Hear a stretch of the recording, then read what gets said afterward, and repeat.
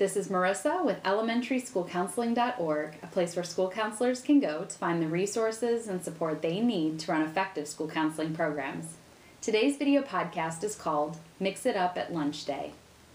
I hope all of you have been doing well. I know I haven't seen you in a while.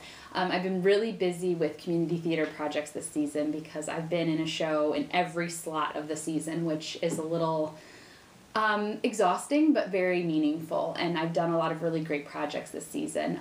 My latest one was the Laramie Project and the Laramie Project 10 Years Later, which was based on the murder of Matthew Shepard, and that was a very emotional piece to work on, and I will share a little bit more about that in a future blog post because I think it's definitely worth talking about. Today, though, I wanted to talk with you about Mix It Up at Lunch Day, which is a program that was created by Teaching Tolerance. And it's basically where schools have this event, and they can do it in a lot of different ways.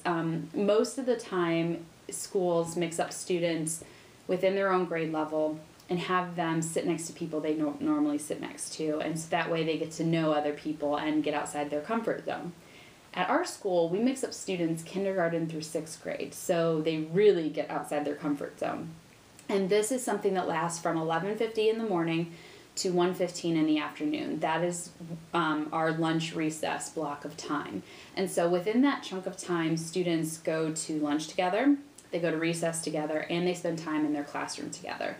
And this is, a very school-wide event. Teachers are involved, specialists are involved.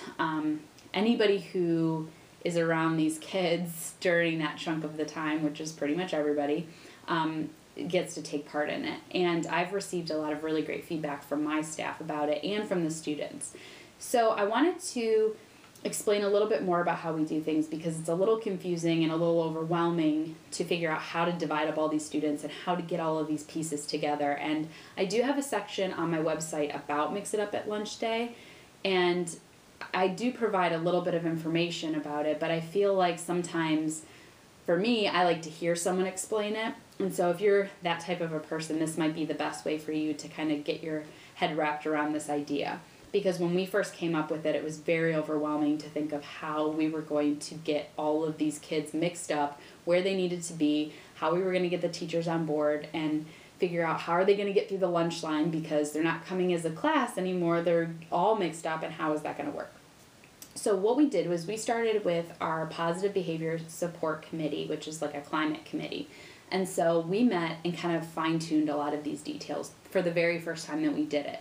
Now, we've done it at least 7 times, and we've gotten in such a swing of things that basically I kind of put everything together. The teachers get the materials, and the other staff that would be involved get their materials, and we just go.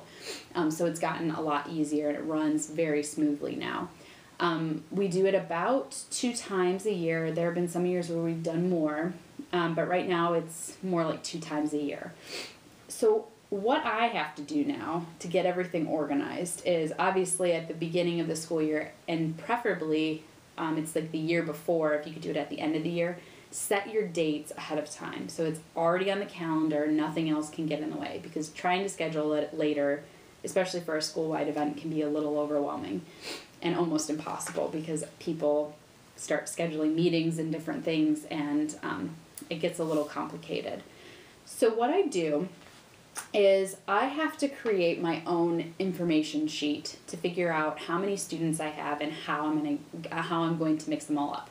In my school, we have 2 classrooms per grade level, so that makes things a little bit easier for me. So I have an A group and a B group. And so here's a sample packet, and this is something that I would be giving to a teacher. Every teacher gets one of these. And on the inside, I have the teachers in the A group or the B group listed with a line. And so once I go by grade level, like I'll start with kindergarten and I'll say, okay, they have 24 students, kindergarten group A has 24 students in that classroom. Then how many does 1st grade have, and so on and so on. And I divide them up. So if I have 24 students in kindergarten and 7 slots, so kindergarten through 6th grade, I have to divide them out as evenly as possible. Obviously, they don't always evenly work out, but the way that I do it is, like, for example, if I have 20 students in first grade, I might say, okay, I'm going to put 2 students in the kindergarten classroom and I'll write 1-1 because it's first grade. And then if it was the second grade classroom, I'd write 2-2. So that lets me know how many individual students from each grade. Then, after I've had a chance to divide up all those students so they're all spread out evenly, so I have about an even number of kindergarten through 6th graders in each classroom, I count up the total. So that way I can let the teacher know how many students they're going to be receiving, because they may have more or less than what their actual homeroom class typically has, and so they might need to get some extra chairs in there. I like to keep it as even as possible, so that everybody has the same kind of responsibility. Once I know how many students need to go into each classroom, I let the teachers know. So for each teacher, I write the number of students they need to put into each of these classrooms. And so that way, they get to divide them up how they want. I mean, they may choose to keep students who maybe have a little bit more behavior issues. They might keep them with them, or they might give them an opportunity to try a different classroom, maybe get them outside of their environment, see how they do. It's up to them. So I might say, okay, you need 3 students in the kindergarten classroom, you need 4 students in the first grade classroom, and so on. And then they write the names down for their own reference. So that's, their organization sheet for themselves. I use the room numbers of the classroom as the group number. So, for example, this kindergarten group would be 17. The first grade group is 14. So when the teachers assign students, they might give them a name tag and write 14 on it, with the student's name, or they might write it on their hand what their group number is. This helps everybody involved. If a student gets lost, we know which classroom they're supposed to go to. If they get into the lunchroom and they lose their buddy and they have no idea where they're supposed to sit, somebody can easily say, okay, what's your group number? Oh, it's 14, you're sitting right here. And it gets everybody organized. I also have a master schedule, which I create, so that way everybody knows where everybody is at all times. I started out, like I said, it starts at 11:50, but I start at 11:40 making an announcement over the whole, the announcements across the school, and say, I asked my 6th grade teachers to pick somebody in the first grade group, the kindergarten group, and the second grade group to go down there and help those kids get to their rooms because they get very overwhelmed. And before the traffic starts, I want them kind of on their way.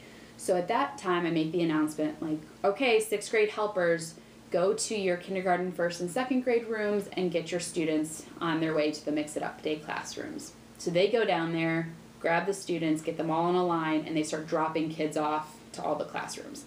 I give them a 5-minute head start.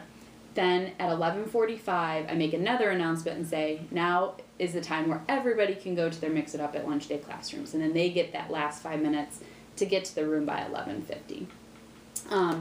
I also make the announcement when it's time for everybody to go back so that we don't have teachers sending kids at all different times. Like, they all go back at the exact same time. When you have some students, for example, are going to be in classrooms where they're going to be in the classroom for a little bit, and then it's time to go to lunch, go to recess, and then they're going to end in the classroom. If they're from a homeroom that has the first lunch period, they're going to go right to lunch, recess, and then have a larger chunk of classroom time at the end. Some might have the last lunch period, so they're going to have the largest chunk of classroom time at the beginning, then go to lunch, then recess. But everybody gets the same amount of time in the classroom at lunch and at recess. I do it the easiest way by sticking to the homeroom teacher schedule.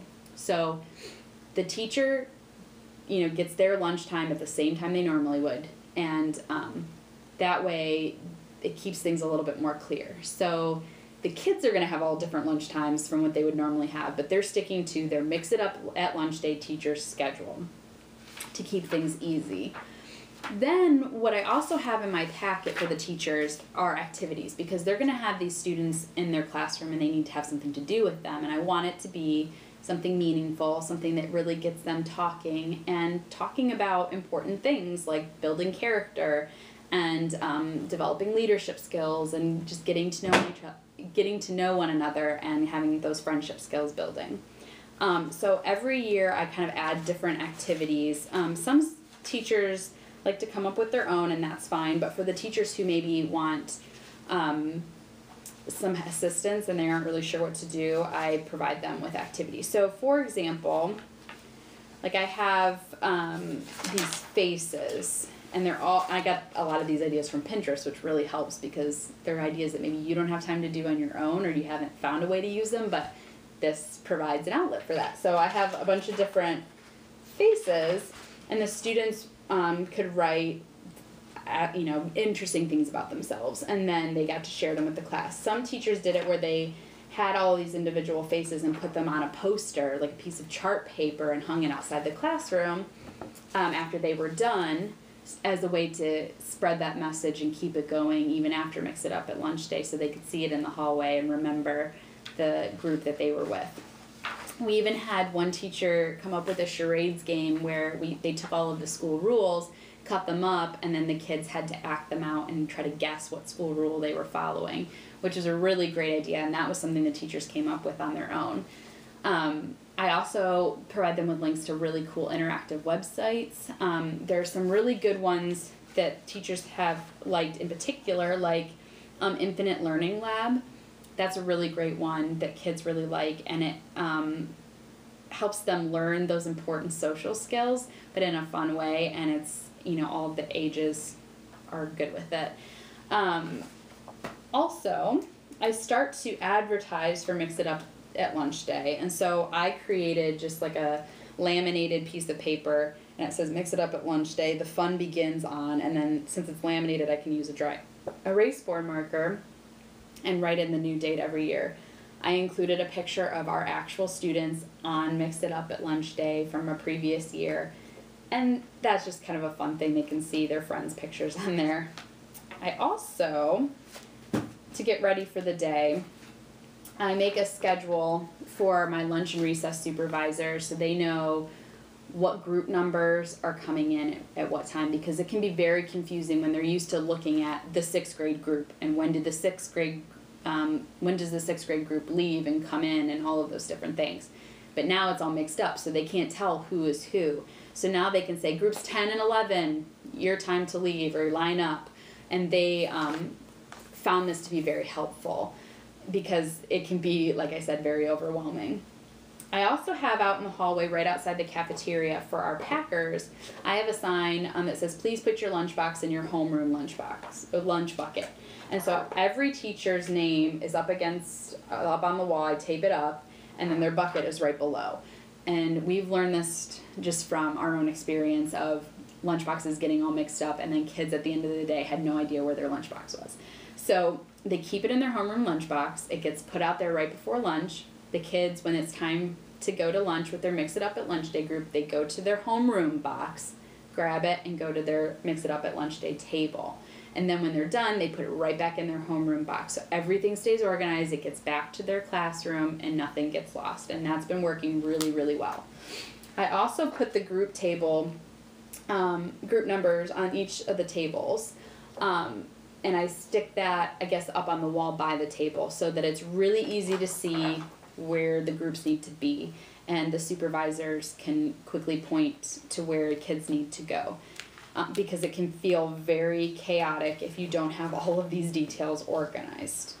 I'm trying to, a big important thing to do too would be to make sure you talk with your cafeteria manager, because they're very much involved in this process, because they're going to have a lot of kids coming in and out, and they may feel like this is not a possibility for them to do that.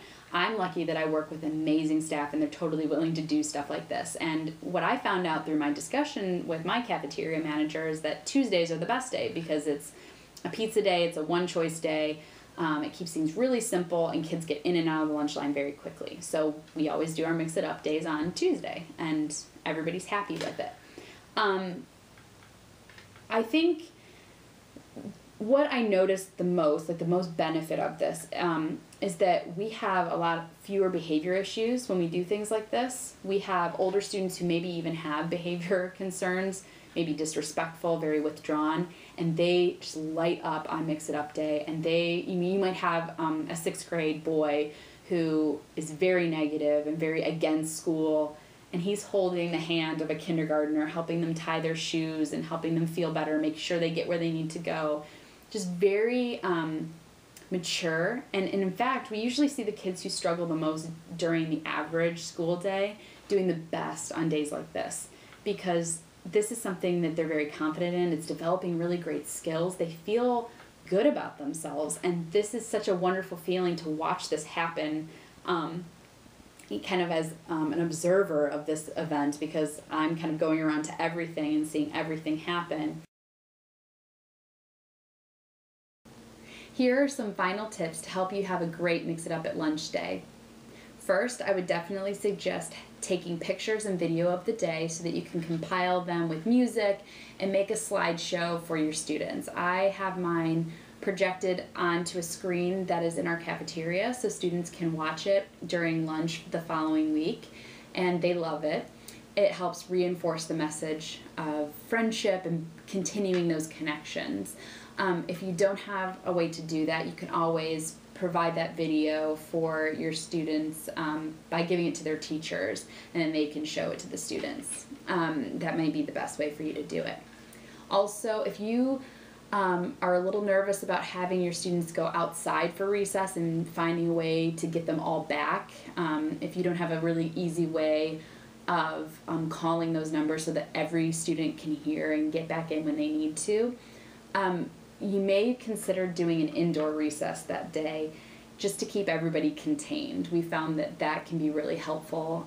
We have kind of a large area, a grassy area for our playground, and sometimes we'll always have buddies with the older students, with the younger students, but sometimes they're out really far and don't hear the announcement to come back in, and then people need to go out and get them and bring them back to their classroom. So it may be helpful to have an indoor recess instead. Also, if you are including kindergarten, you may consider not including them at the beginning of the year. We tried that before, and we had kindergartners in the fall around October, November, crying because they knew that they needed to sit at this table and they know where they're supposed to be, and they just had a hard time wrapping their head around a mixed up day because school is already kind of mixed up to them. So we include kindergarten in our January Mix It Up at Lunch Day rather than the beginning of the year Mix It Up at Lunch Day. The teachers are very appreciative of that, specifically the kindergarten teachers, because they know how upset their students may get, and they're trying so hard to build these routines with their students, and Mix It Up at Lunch Day kind of throws that out the window. Finally, I wanted to share some letters that I received from a second grade classroom. Their teacher had them write letters to me about what they liked about Mix It Up at Lunch Day, and it was the most wonderful surprise. It made me feel so good and definitely reinforced that this is an important thing for us to do. And so I wanted to share with you a little bit of what they said. So one student said, "Dear Mrs. Rex, I love how you are always helping me. I like your friend Tim. Yesterday, I had so much fun at Mix It Up at Lunch Day. I made a new friend. His name is," and then they named the friend. "Did you have fun?" Another student said, "Thank you for coming up with Mix It Up at Lunch Day. Mrs. Rex, it was really fun. Can you make it happen again at least 2 more times this year? Everyone in my class likes it." So that was just a small selection of students. Even just in the hallways as students are passing me, I've had some students say, "This is the best day of my life." So because they're sometimes a little over dramatic, but it doesn't mean that I don't like hearing that. So it's definitely a positive day. It's worth the work. People definitely see the benefits. The students see the benefits. The parents see the benefits. Staff members in all different positions see the benefits. So it's worth it. And if you have any questions, if there's something I've forgotten, which I probably have because there's a lot of details, please don't hesitate to ask. All I ask is that you ask your question through my blog post so that if anybody else has the same question, they can see my response, rather than me sending the same answer over and over and over again. So if you could do that, that would really help me out. I hope you have a wonderful day and that you are willing to try out Mix It Up at Lunch Day at your school. Have a great day. See you soon.